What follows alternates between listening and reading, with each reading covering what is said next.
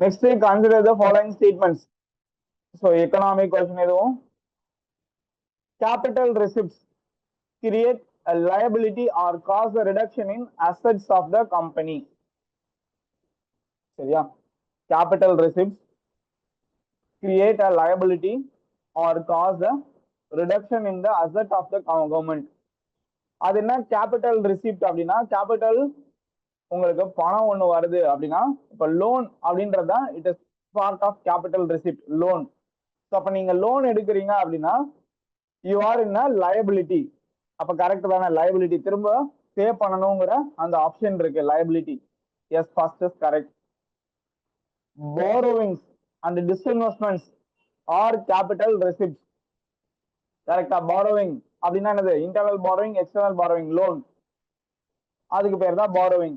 Disinvestment, ஒரு பொருளை உங்கள்கிட்ட இருக்கிறத வித்தீங்க அப்படின்னா அதுல இருந்து உங்களுக்கு பணம் வரும். அப்ப that is the capital receipt. Yes, that is also correct. interest received on loans create a liability of the government. சரியா? interest received அப்படிங்கிறது it is a part of your income. அப்போ it is not a liability. அப்போ loan is a liability. தெளிவா புரிஞ்சுக்கோங்க. Loan அப்படிங்கிறது liability. நீங்க ஒருத்தங்க கிட்ட கடன் வாங்கினீங்கன்னா you are in application to repay the interest and loan amount. சரியா? Whereas if you are getting any interest, சரியா, you are not having the liability. அப்ப இந்த பார்ட் தப்பு.